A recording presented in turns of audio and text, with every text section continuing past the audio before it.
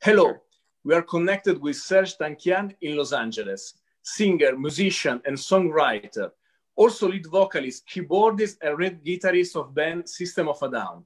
Serge will participate to online concert for you Armenia, held by Armenian Organization of Italy to support refugees from Artsakh, with patronage of Region Piemonte. Welcome there, Serge. Thank you. Thank you. Thanks for connecting. After 15 years, you decided to get the band System of a Down united again to write and play together two songs, Protect the Land and Genocidal Humanoids, about war in Artsakh, where Armenian community had to defend their own land by military attack. Italian people perhaps doesn't know so much about the situation. Could you please explain what, in your opinion, happened there? Well, on September 27th of this year, the combined military forces of Azerbaijan, Turkey, along with Syrian mercenaries that were brought over from Turkey to Azerbaijan, attacked the peaceful people of Nagorno-Karabakh, Artsakh, who've been living there since 500 BC. You know, and a war ensued, a very brutal war. During the war, there were a lot of war crimes committed by Azerbaijan and Turkey in terms of bombing civilian infrastructure and civilians in Stepanakert and many cities in Artsakh. So people were in bomb shelters, people were fleeing the cities. There were a lot of other brutalities that were committed, including beheadings, including torture, executions of political prisoners, POWs, etc. So the ceasefire of November 9 put Armenia in a very precarious situation, with Russia and Russian peacekeeping troops basically stepping in, and the country, basically Artsakh territories became carved up, and all of our churches, our cultural heritage from thousands of years, a lot of them now are in the hands of Azerbaijan. A country that in the past has proven that they cannot be trusted with cultural heritage because they deface it, they break the stone crosses, they break the churches, they bombed twice during the war. They bombed one of the most ancient Armenian churches in Artsakh, in Shushi, twice in the same day with precision-guided missiles, and there were families that were basically hiding in the bunker, along with journalists that had to go to the hospital and get treated, etc. It's just been brutal, and the aftermath of the war is also very brutal because it's created a huge humanitarian catastrophe for the people of Artsakh, Armenians. There's over 100,000 people that are displaced. The ones that are going back home don't know how secure they're going to be because they don't have their own people protecting them as much. There's Russian peacekeeping forces and the Azeri-Turkish army next to them. And that's not forever. Russia, according to the mandate of the ceasefire, it's only for 5 years. So it's a very, very difficult situation. Armenians around the world are doing our best to raise humanitarian funds, to help our people, to let the world know of really what's going on. And try to make political change within different countries so that they can be supportive of the people of Artsakh. In a short, like a short story, basically, Artsakh has been Armenian since 500 BC. We have churches there older than Azerbaijan. We have churches that are older than Turkey. And so, the only claim that Azerbaijan has had is in the 1920s, Joseph Stalin decided to give the lands to Azerbaijan, Stalin, as a way of appeasing Kemal Atatürk. But they've never controlled that land. It's always Armenians that have controlled that land and lived on that land. And now they're trying to get the Armenians out. That's been their goal, is to get rid of the Armenians. And, Turkey, by joining the war, has become an existential threat to Armenians because 105 years ago, as you well know, the Ottoman Empire tried to annihilate Armenians, Greeks, Assyrians, in what is today known as the Armenian Genocide. I see. And we saw, and you was also now telling that ancient churches have been shelled with bombs, and we saw also on videos on internet cross and Christian tombs that have been desecrated. Armenian monuments have been destroyed. Do you think it's also a religious war against Armenian people, also because of their Christian faith and identity? There are certain aspects of a religious war by the bringing in of terrorists from Syria that are jihadists. But I think a lot of that stuff is done less as a tool of religious extremism in terms of the cultural defacing, and more as a tool of barbarianism militarily. They're trying to defeat the hearts and minds of our people. They're trying to depress us in saying that, look what we're doing to your culture, you know? Because what is the use of that anyway? I mean, breaking stone crosses from 1,000 years ago, you know, what is the use of doing something like that? You know, one thing, you show that you have no culture if you do stuff like that, which is true. And two, you're trying to affect someone else emotionally, you know? So they're trying to destabilize Armenia after the war by doing, by taking new POWs, by torturing, by showing videos of that torture online, on Telegram and different, you know, types of platforms, and desecrating our national, you know, heritage, cultural sites, and everything like that, churches, cathedrals. It's a form of terrorism, more so than a religious war. And I saw that, and everyone saw that, in particularly in one song and one video of this song, Protect the Land, you talk about those who protect the land, so normal civil people, doctors, teachers, taxi drivers, who joined the army to defend their own homes and communities. Do you know, would you tell us a personal story of some volunteer, one volunteer, which have particularly impressed you? I know a number of volunteers who have gone on the front lines when they were called. One of them is a friend of mine who works in security in Armenia, and I've been working with him for many years. And he immediately went to the front line, and it was difficult to communicate with him, obviously. Luckily, he's still alive and he's back with his family. But a lot of people, you know, have not come back home.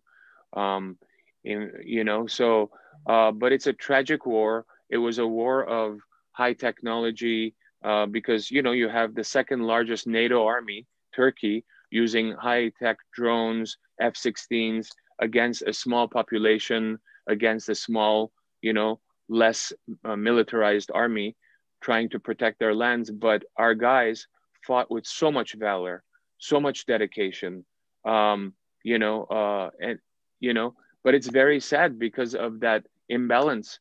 And we have a lot of, most of the war was conducted like a video game, you know, with high drones and stuff like that. A lot of our soldiers that don't have bullet wounds, they have missing arms and legs. They used phosphorus. Azerbaijan used phosphorus, which is illegal, and along with a lot of other munitions that are banned. And we have a lot of soldiers that have died from their burns that they can't sustain. You know, it's just brutal. It's brutal. Obviously, war is brutal, but when you have an enemy that's been barbaric in more than one way, you know, they were offering Syrian mercenaries $2,000 a month to fight against Armenians, and an extra $100 per head. I mean, this is the policy of Erdogan's Turkey. This is the policy adopted by Aliyev's Azerbaijan. And the world, unfortunately, has not done enough to condemn their barbarism. They you know, France, for example, did a great job, the French parliament, in recognizing Artsakh. The US government just this week sanctioned the Turkish military, but it wasn't because of Nagorno-Karabakh, nor the Mediterranean, nor killing the Kurds in Syria, nor all the journalists that Turkey puts in jail, nor the Gulenists that it puts in jail, or the lack of freedom of speech, or sending mercenaries to Libya, but because they bought Russian weapons, which is in a way sad. Well, I'm glad that they're being sanctioned, but you know, the European Union has been divided in terms of sanctioning Turkey, which is even more sad because of two reasons. Well, more than two reasons, but one is the energy security, because the Azeri, the Azeri pipeline and gas line that go through Georgia into Turkey is going to be feeding Europe as an option to Gazprom. In Europe and And Italy, especially in Italy, in southern Italy. That's right. That is one reason why Italy, a lot of the government of Italy has been very quiet about the war crimes committed by Azerbaijan and Turkey because of that oil that is coming into Italy. There's also the caviar diplomacy that Azerbaijan has conducted over the years.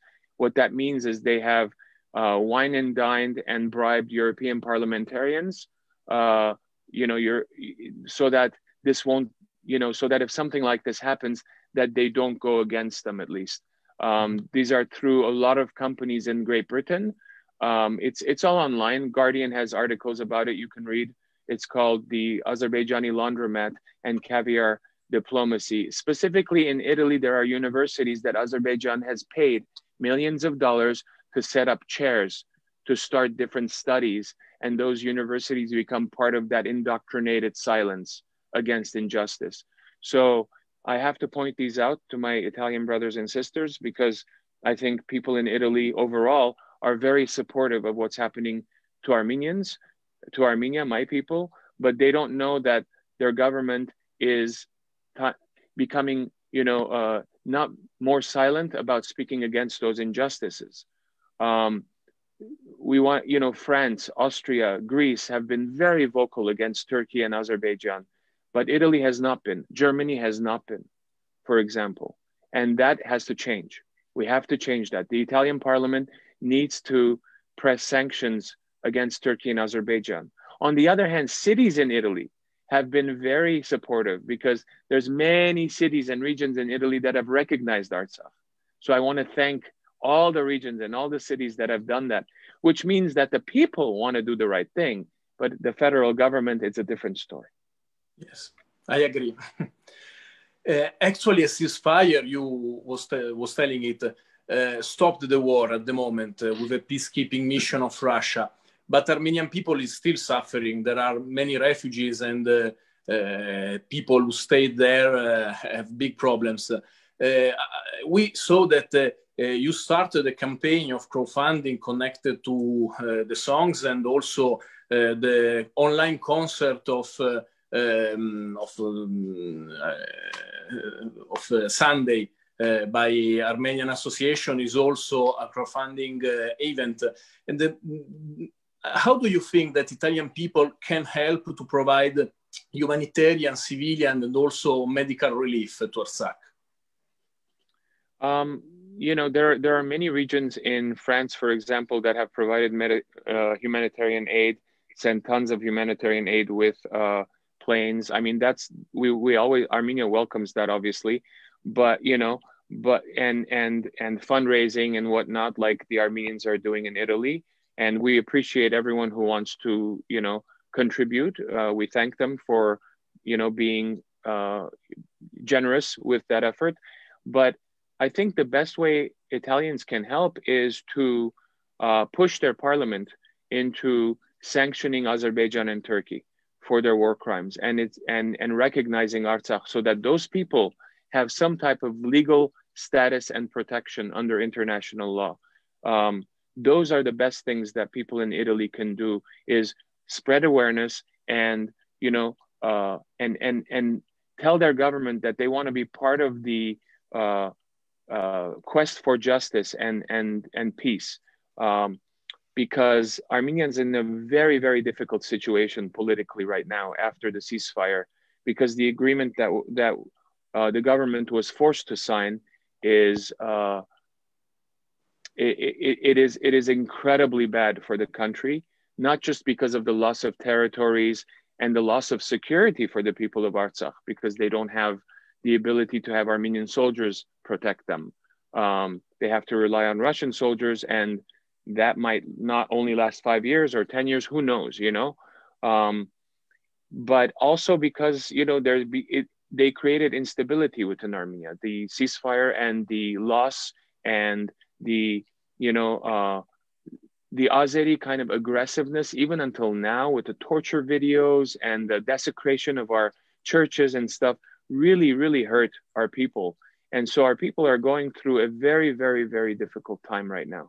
So any type of support is appreciated.